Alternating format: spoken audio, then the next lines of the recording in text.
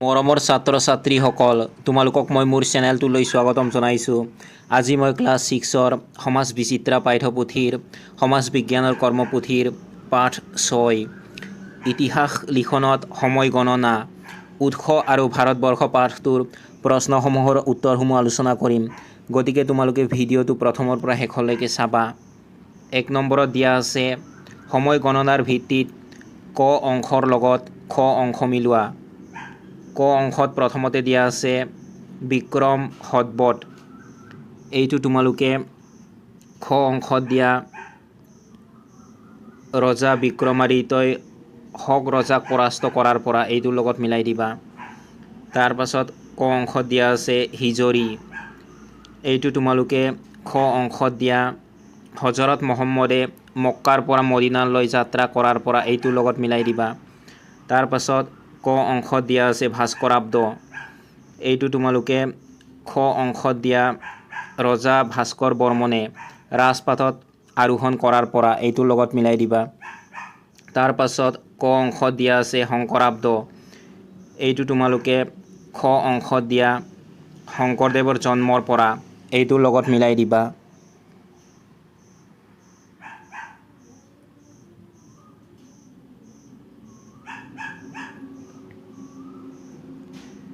দুই নম্বৰত দিয়া আছে তলত কিছুমান চিত্ৰ দিয়া আছে।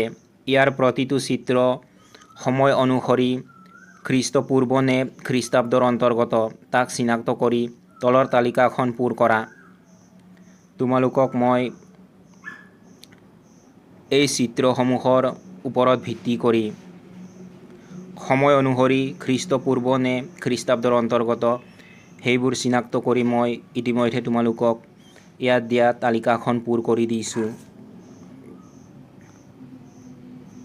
ক নম্বৰত দিয়া আছে কম্পিউটাৰৰ আৱিষ্কাৰ। এইটো খ্ৰীষ্টাব্দত পৰিব। গতিকে তোমালোকে খ্ৰীষ্টাব্দ এইফালে বাকচত লিখিবা কম্পিউটাৰৰ আৱিষ্কাৰ। তাৰপাছত খ্ৰীষ্টপূৰ্বত পৰিব খ নম্বৰত দিয়া হৰপ্পা সভ্যতা। এইটো তোমালোকে লিখিবা। তাৰপাছত ঘ নম্বৰত দিয়া আদিম মানুহে শিল ঘঁহি জুই জ্বলোৱা চিত্ৰ। তাৰপাছত প্ৰথম চত দিয়া অশোক স্তম্ভ। তাৰপাছত খ্ৰীষ্টাব্দত পৰিব ক নম্বৰত দিয়া কম্পিউটাৰৰ আৱিষ্কাৰ। গ নম্বৰত পৰিব তাৰপাছত গ নম্বৰত দিয়া ভাৰতৰ স্বাধীনতা আন্দোলন। তাৰপাছত ঙ নম্বৰত দিয়া শ্ৰীমন্ত শংকৰদেৱ। এইটো তোমালোকে এইফালে লিখিবা শ্ৰীমন্ত শংকৰদেৱ। তোমালোকে এইখিনি চাই লিখি ল'বা।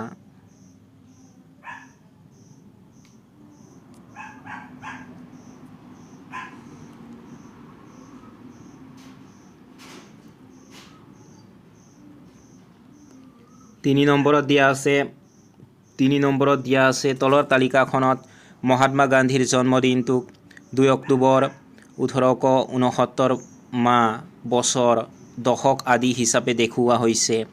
একেধৰণে তোমাৰ নিজৰ জন্মদিনৰ ভিত্তিত তালিকাখনৰ খালী ঠাইবোৰ পূৰ কৰা। তোমালোকে তোমালোকৰ নিজৰ জন্মদিনৰ ভিত্তিত এই তালিকাখনৰ খালী ঠাইবোৰ পূৰ কৰিবা। উদাহৰণস্বৰূপে যদি তোমাৰ জন্মদিন 15 আগষ্ট 2005 চনত হয়, তেতিয়াহ'লে তুমি দিন এই স্তম্ভত লিখিবা 15। তাৰপাছত মাহ এই স্তম্ভত লিখিবা আগষ্ট। তাৰপাছত বছৰ এইটো স্তম্ভত লিখিবা 2005। দশক স্তম্ভত লিখিবা তোমালোকে প্ৰথম। দশক মানে 10 বছৰ সময়ক বুজায়। শতিকা এইটো স্তম্ভত লিখিবা একবিংশ। শতিকা মানে 100 বছৰ সময়ক বুজায়। তাৰপাছত সহস্ৰাব্দ এইটো স্তম্ভত লিখিবা তোমালোকে তৃতীয়। সহস্ৰাব্দ মানে হৈছে 100 বছৰৰ সময়।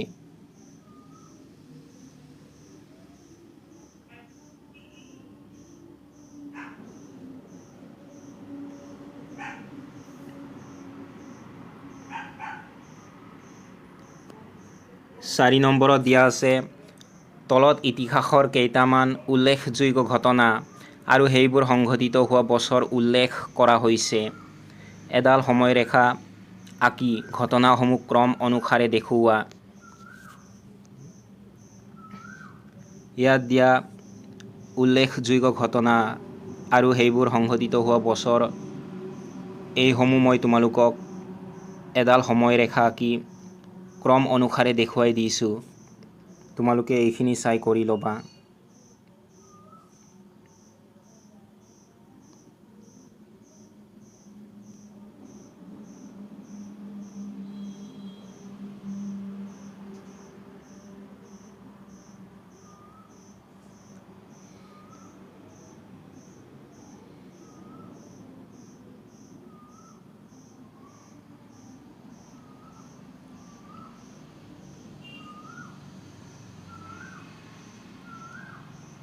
পাঁচ নম্বৰত দিয়া আছে, তলত দিয়া তালিকা অনুসৰি তোমাৰ পৰিয়াল বা প্ৰতিবেশীসকলৰ মাজৰ পৰা যিকোনো 5জন ব্যক্তিৰ বিষয়ে তথ্য সংগ্ৰহ কৰা আৰু তথ্যসমূহৰ উৎসও উল্লেখ কৰিবা। ব্যক্তি কেইগৰাকীৰ এজন বয়সত 20 বছৰৰ তলৰ, দুজন বয়সত 50 বছৰৰ তলৰ আৰু অন্য দুজন বয়সত 50ৰ অধিক হোৱাটো বাঞ্ছনীয়। এইটো তোমালোকে নিজে কৰিবলৈ চেষ্টা কৰিবা। মই তথাপিও উদাহৰণস্বৰূপে তোমালোকক কেইজনমান ব্যক্তিৰ তথ্যৰ বিষয়ে ইয়াত লিখি দিছোঁ। তোমালোকে এইখিনি উদাহৰণস্বৰূপে চাই কৰিব পাৰা।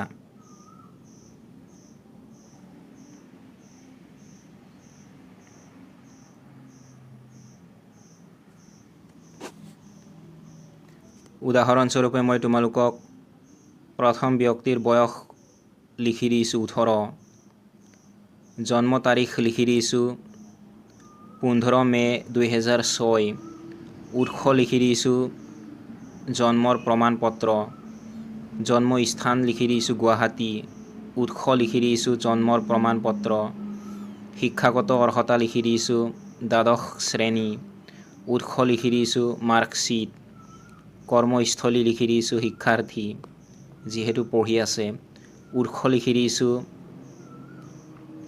নিজ মুখেৰে কোৱা।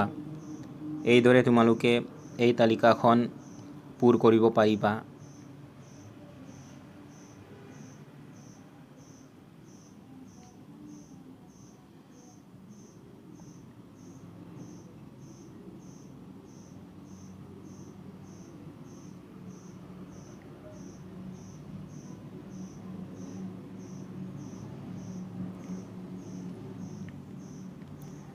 ছয় নম্বৰত দিয়া আছে, তলত 3 ধৰণৰ উৎসৰ চিত্ৰ দিয়া হৈছে।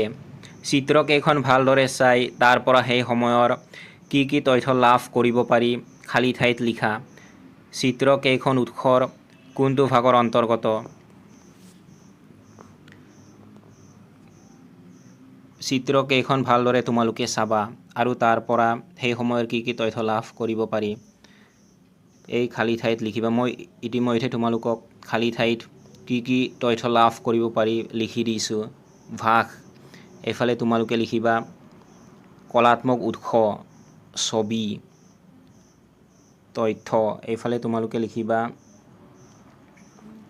সেই সময়ৰ অসমীয়া মহিলাৰ পৰম্পৰাগত সাজপাৰৰ পৰিচয় পোৱা যায়। অসমৰ চাহ উদ্যোগৰ প্ৰাৰম্ভিক কাৰ্যপদ্ধতিৰ আভাস পোৱা যায়। মহিলাসকলে চাহপাত কেনেকৈ বাছনি কৰিছিল সেই বিষয়ে জানিব পাৰি। তোমালোকে এইখিনি চাই লিখি ল'বা।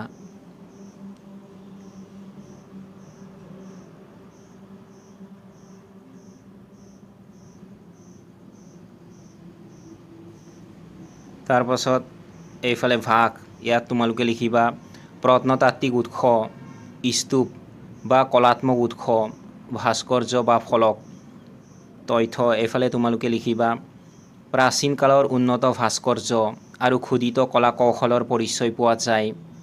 সম্ৰাট অশোকৰ দিনৰ শোভাযাত্ৰা আৰু ৰথৰ ব্যৱহাৰ সম্পৰ্কে জানিব পাৰি। সেই সময়ৰ মানুহৰ সাজ পোছাক আৰু ৰাজকীয় পৰম্পৰাৰ তথ্য লাভ কৰিব পাৰি।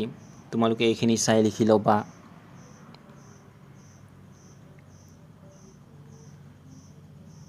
তাৰ পাছত তৃতীয় ছবিৰ বাকচত তোমালোকে লিখিবা এইফালে লিখিবা ভাগ, কলাত্মক ছবি, তথ্য, এইফালে লিখিবা সেই সময়ৰ বস্ত্ৰশিল্পৰ বিকাশ কাপোৰ উৎপাদনৰ পৰম্পৰাগত প্ৰযুক্তি বা সঁজুলি আৰু মানুহৰ অৰ্থনৈতিক কাৰ্যকলাপৰ বিষয়ে জানিব পাৰি।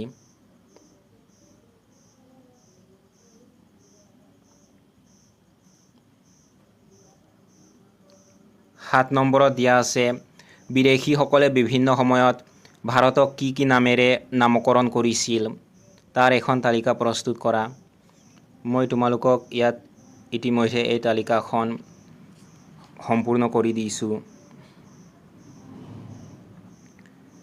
তোমালোকে বিদেশী গোট 1 নম্বৰত লিখিব পাৰা পাৰস্যবাসী, তেওঁলোকে দিয়া নাম এইফালে লিখিবা হিদু বা হিন্দ।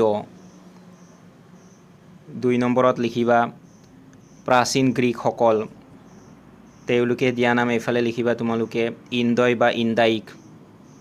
তাৰপাছত 3 নম্বৰত তোমালোকে লিখিব পাৰা প্ৰাচীন চীনাসকল, তেওঁলোকে দিয়া নাম এইফালে লিখিবা ইনটু বা ইন্দু।